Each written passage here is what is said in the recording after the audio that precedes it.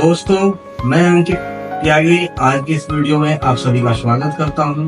आज मैं इस वीडियो में आपको बताऊंगा हाल ही में लॉन्च हुए एडवोन कंपनी के 1 kVA 12 volt MPPT solar inverter के बारे में। आज हम बात करेंगे 1 kVA 12 volt MPPT solar inverter की कंप्लीट इंस्टॉलेशन, उसकी डिस्प्ले फंक्शन, स्विचेस फंक्शन और टेक्निकल पैरामीटर के बारे में आज आपको इस वीडियो के माध्यम से डिटेल में जानकारी देने वाले हैं। तो चलिए चलते हैं। जिस इन्वर्टर की अभी हम बात कर रहे हैं ये 1 kVA 12 वोल्ट MPPT सोलर एडवोन का इन्वर्टर है, जो अभी हाल ही में मार्केट में लॉन्च किया गया है।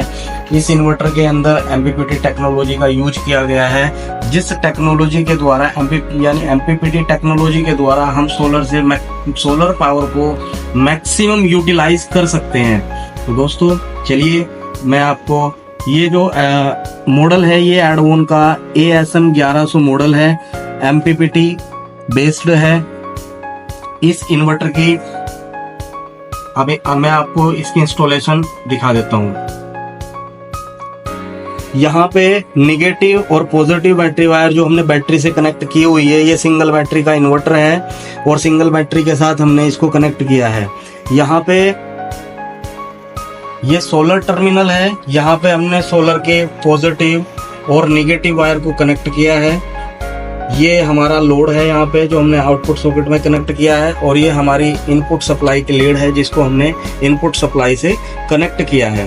दोस्तों यहाँ पे इसमें जो VMP रेंज जो दी हुई है वो 50 वोल्ट दी हुई है, और जो VOC है वो 60 वोल्ट दी हुई है। हम इसके साथ 540 या 335 वाट के पैनल को पैरेलली और सीरीज में कनेक्ट करके इससे कनेक्ट कर सकते हैं। चलिए मैं आपको, हमने अभी जो इसके साथ 335 वाट के 3 पैनल पैरेलली कनेक्ट किए हुए हैं, और उसका एक ग्राफ मैंने एक बोर्ड पे बनाया हुआ है। अगर आप चाहो तो मैं आपको दिखाना चाहूंगा।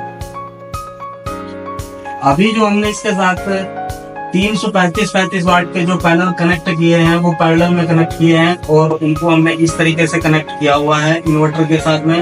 यहाँ पे तीनों पैनल पैरेलली कनेक्ट है। आप चाहो तो इसका स्क्रीनशॉट ले सकते हो।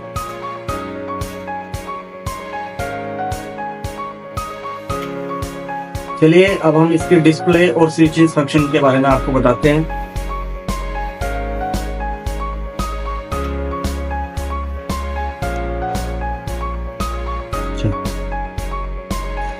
इसमें ये 4 स्विचेस दिए हुए हैं।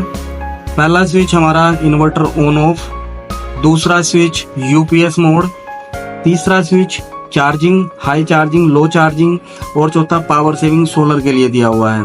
इसमें हमारा जो UPS मोड का स्विच है, इसके UPS मोड और नॉर्मल मोड 2 मोड दिए हुए हैं। UPS मोड का मैक्सिमम लोड कंप्यूटर लोड के लिए किया जाता है, और हाई चार्जिंग, लो चार्जिंग हमारी फास्ट चार्जिंग बैटरी को फास्ट चार्ज करने के लिए हाई चार्जिंग मोड, और बैटरी को नॉर्मली चार्ज करने के लिए नॉर्मल मोड।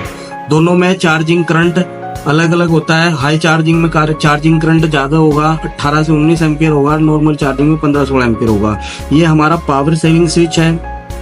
इसके द्वारा इसकी जो लेटेस्ट जो फीचर इसके अंदर है, जिसके द्वारा पावर को मैक्सिमम पावर को जो सेव किया जाता है, वो SL1, SL2 और SL3, SL4 4 मोड दिए हुए हैं।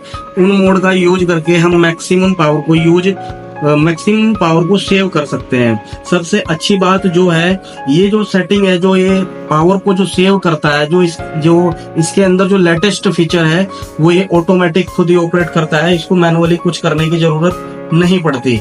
ये कब इसको मेंस कट करनी है, कब मेंस कनेक्ट करनी है, कब डिस्कनेक्ट करनी है, कब सोलर लेना है, कब सोलर छोड़ना है, वो सब काम ये खुद ही करता है। ये इसको मैनुअली कराने की कोई जरूरत नहीं होती, और इससे हम क्या मैक्सिमम से मैक्सिमम पावर को सेव कर सकते हैं। दोस्तों अब यहाँ पे डिस्प्ले की मैं बात करूँ। डिस्प्ले में हमारी input voltage, output voltage, solar input current, solar output current, solar to load, और सोलर किलोवाट हार। हमने सोलर को यूज